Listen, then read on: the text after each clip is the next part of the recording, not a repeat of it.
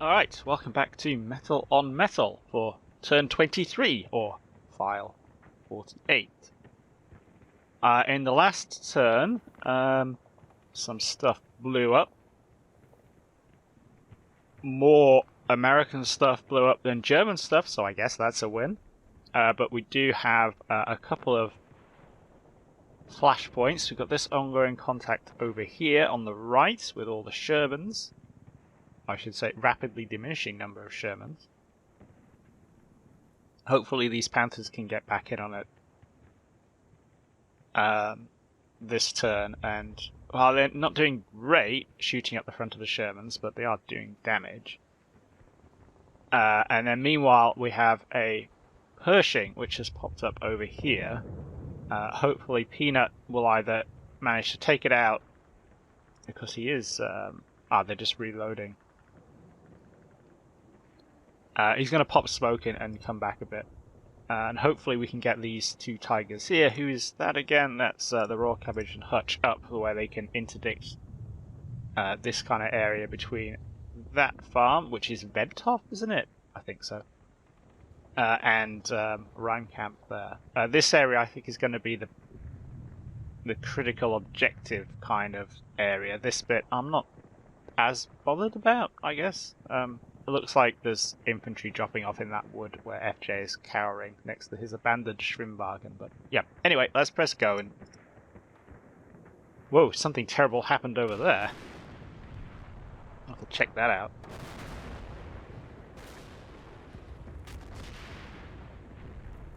Oh, that sounds like more artillery coming in, which isn't surprising.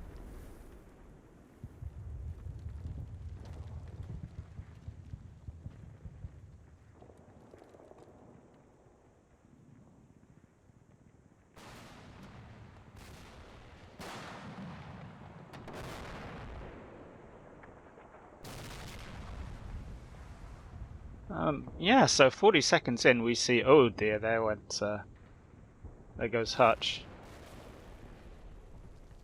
Yeah, there's that Pershing popping up onto that corner. Ooh, I didn't check that angle out. Is Cabbage going to be okay? The things I say when I'm doing this. Last week it was last year it was I'm going to make him eat toast. This time it's I hope the cabbage is okay. Right, so we took some losses in that one. Lost the Tiger. I suspect that problem up there, that is probably that tank up there, that Pershing being a problem, but let's check out what happened over here, because I feel like we might have gotten a double whammy here. Yes, 2 hits on that Sherman.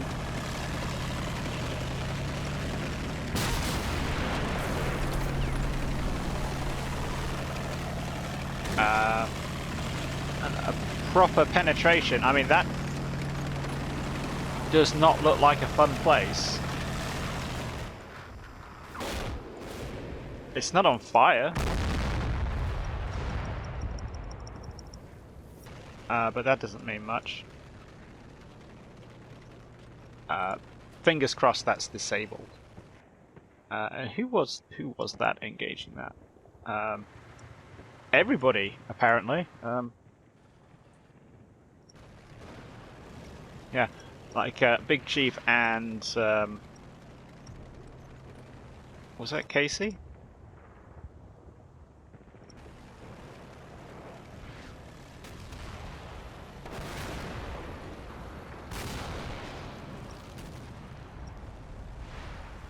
No, it was Wubba. But yeah, a couple of yeah, so that's an upper left hull pen. I mean, God knows how it worked that out.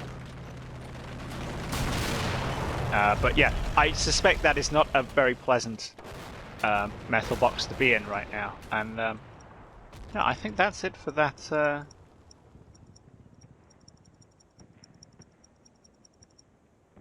That flank, yeah. Pixel Trap and Tim there might be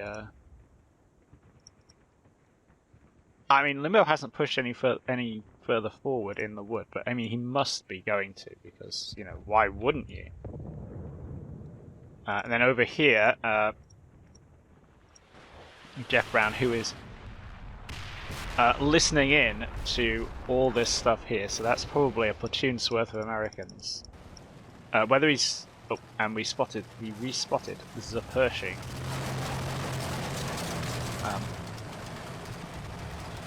Which is going that way, so, I mean, we know where it is. And thankfully, it looks like it disappeared out of view before they could do something stupid and try and machine gun the TC. Which would be, you know... would be pretty good. But I probably would rather they stayed there for now. If they had a Panzerschreck, I mean, yes please, but no. They don't. So yeah, that is that flank in a nutshell. Nothing particular happened. Back here in the back line. What did we get over here? So yeah, Peanut is reversing off and putting a bit of smoke out.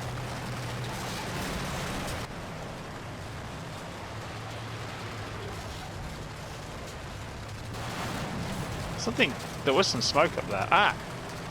Peanut was saved by a tree. It works both ways. Take that.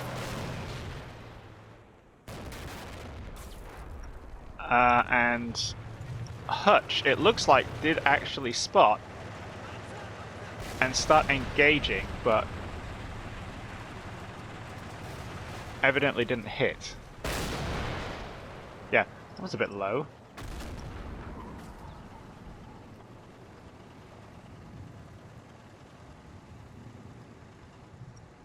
What does it look like from this way around? Oh yeah, he is not very hull down at all. That's not good. Assuming that it's this Pershing, that yes, I think it is. These trees are really helpful. But yeah, this was a bad engagement and I should not have gone into it.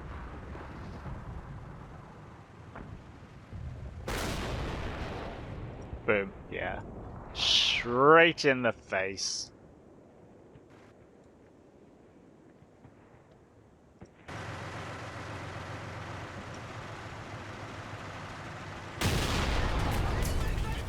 Yeah.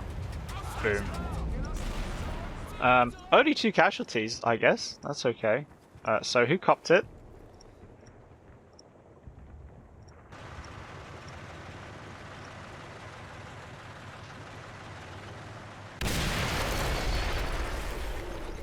Okay, so that looks like driver and gunner.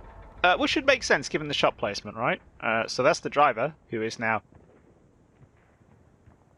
about half the man he used to be, and the gunner is sat here. So he probably lost his toes. Or ankles. Or knees. Or depending on the spalling shrapnel pattern. Everything. That was Hutch, wasn't it? So yeah, 1 platoon HQ for the Tigers, and the gunner is the Flying Fish. Oh no, not the Flying Fish. That is a Pershing T-23, and the driver Throckmorton. Everybody else is bailing out okay though.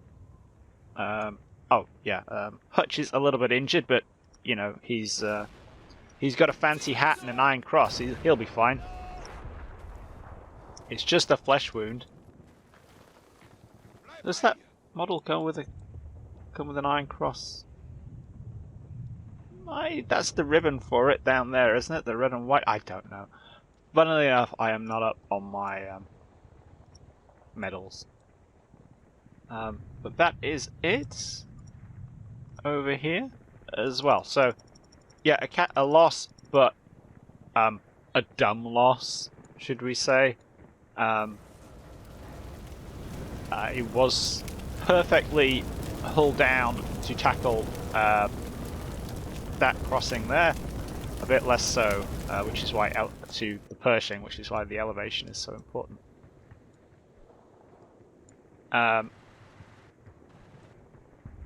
So if we factor in the other bits, so oh yeah, FJ now has infantry rather close. Bet he wishes he had an MP40 right now. Yeah, so it looks like we've got blue infantry in here and a tank hanging around here, which figures. So it looks like, oh yeah, and obviously all the artillery doing the prep. Oh, we did get another casualty. Urban did get another casualty. He's just him left now. I can't remember when that loss was. I don't think we're going to go back and figure it out, but Urban's still kicking, which means that it is Richard Nixon on turn 21 plus 2 artillery.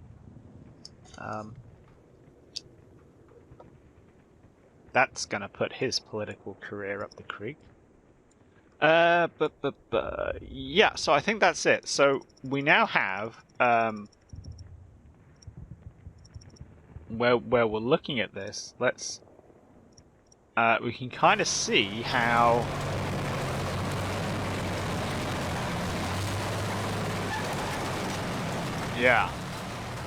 Limbo is kind of developing. Let's look at it from his point of view. He's developing a bit of a stranglehold on these two objectives, and well, on the middle ground objectives.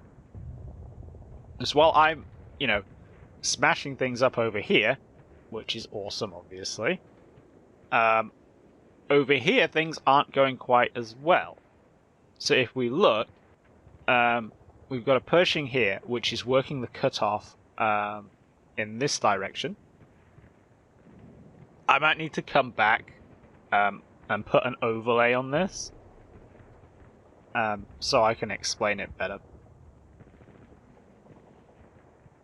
So we've got a Pershing here working the cutoff here. So this ground is covered. That makes it difficult for me to get up, move forces up this way. We have another Pershing here, which is cutting off this gap between these two wood blocks. So actually, he is in a pretty good position. And then we've got the infantry coming up here. He's already got control of Wenthoff. He's going to wait for the artillery to stop, and then move on Reimkamp. Once he's in that wood block, he's pretty much got that objective secure. And he can move up, rinse and repeat on our half. So I need to do something about that. That would be smart. So let's flip it around. Look at it from our point of view again.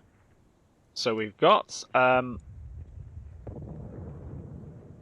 holding off this flank, and that's not unimportant, because think of how bad things would be if we had all those Shermans come up and line up on this hedge line and cover off in that direction. And we do have Raw Cabbage here, who is eyeballing that way. And we've got Peanut forward too. And he can flip to the other side of that wood and do something. I don't know, we can put some... like, if we go that way, we'll be getting into a head-to-head engagement, which... The Pershing is coming out on top of these. I don't think we've got a shot on a Pershing yet. We shot at them, but we haven't hit them. And obviously, I don't really have much in a position to contest any attack on Wenthoff and Reimkamp. Auerhof I'm holding because I just happen to be there.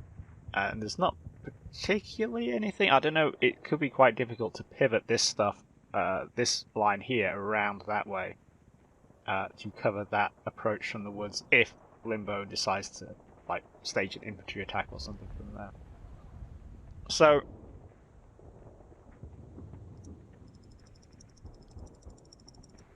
I probably need a plan. I need to work out what I'm going to do here. I probably have two options. I think the first one is to, we're having success on this flank. Punch this flank. And if we can sort this wood block out, and this one, and get some tanks defilated in behind them, we're going to be able to make... God, that confused me for a second there. We've got a bit of high ground. We're going to be able to dominate these two objectives. We stack up some tanks there. Problem is, this whole area is going to be infested with angry GIs with bazookas. So we would probably need to arty the snot out of it, or maintain a harassing barrage to keep the infantry away. Plus, we would have to actually reach that area. Going around this way,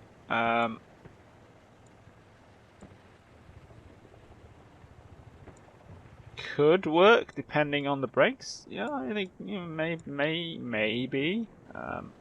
Could be risky if there's an intact Sherman down there, indefinitely behind the wood, like Eric 96 was, but in reverse. Alternative, we might be able to get away going this way, cover our flank off, pray we don't bog in the ditch, and then use the slope. But that's going to take time. There are more reinforcements coming, so yeah, we would have to deal with them popping up on the flank. But I think we can definitely do it. It will probably only take 1 or 2 tanks. Alternatively, we carry on like we're doing, and just the way I'm playing at the moment is I kind of have like a web of firing positions, and I'm playing by by fields of fire. So I'm not too bothered about the objectives. I just happen to be near them because that's where the fighting's going to be. And we just input into that, gain more positions, and just whittle down. Give Limbo all the opportunities to move forward and be the one taking the risks. And until we've just kind of destroyed enough stuff that we can go out on the counterattack. So, for stuff like, oh good, Luke Frame and the FOs are in position. Having legged it through the wood.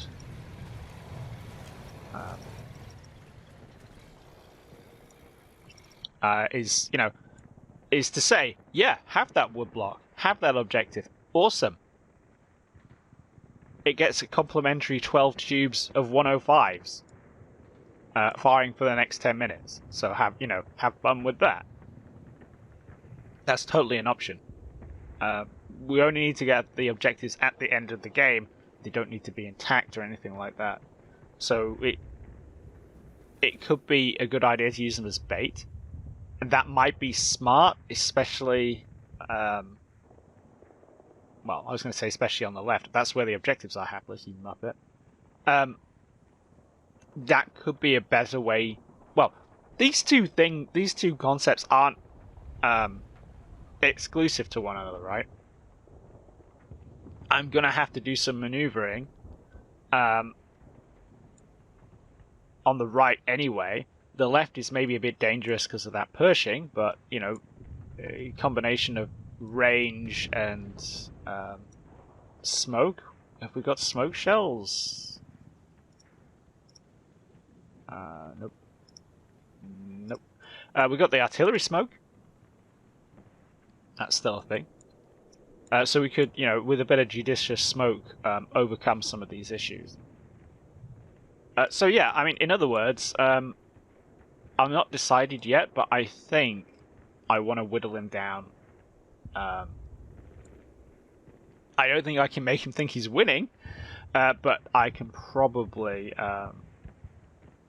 try at least to put the boot on his foot and get him to come to me and fight on my terms, and hopefully we'll finally nail a Pershing. So, orders.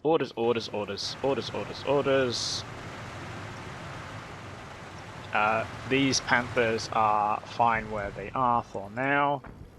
In fact, this flank is probably pretty much fine. It's going to take us 10 minutes to call in artillery with the FO. If we have a platoon commander, it's going to take 15 minutes. That sucks. What about the company FO? The company commander, also 15 minutes. That's not necessarily a problem. Oh, let's mount up the Schwimmwagen patrol. Yes. You guys are getting in there. Sorry.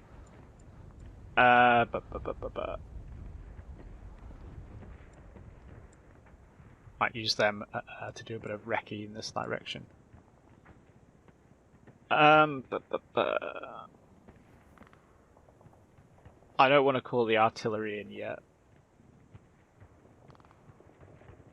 Obviously, Limbo is artying the snot out of this area, and that's fine. I want him to use... He's using his artillery on basically what is a 3-man scout team hanging around on an objective, and that kind of...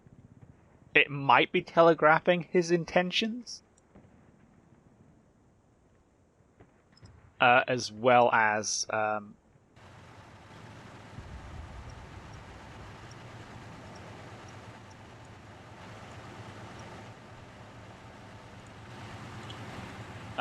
well, you know, it might be telling me more about what he's up to than it is helping him take that objective. Let's get Peanut into that wood. The raw cabbage is probably good, but he needs to open up.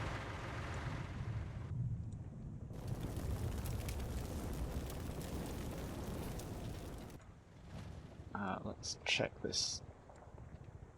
Yeah, that's... Maybe go a tiny little bit back to be a bit more hull down. Not that I think it's going to help if there's a Pershing out there, but... did a crew get out of that Chaffee? I think they did, didn't they? Yes, they did.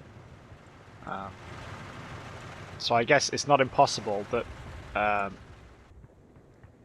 Limbo's regained control over them, and they are, like, in this barn looking at this tiger.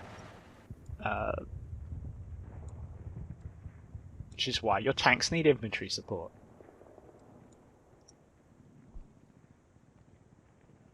Jeff Brown is fine, if probably not long for this world.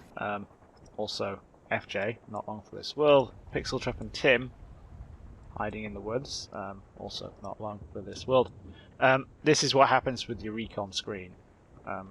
That's just the way it works.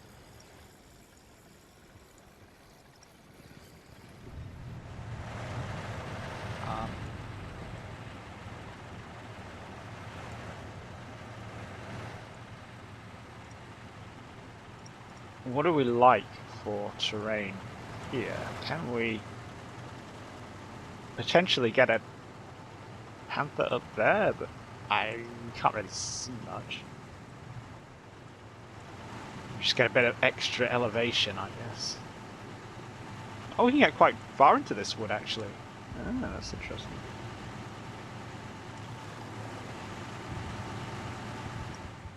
But yes, not sure there's much else to do here.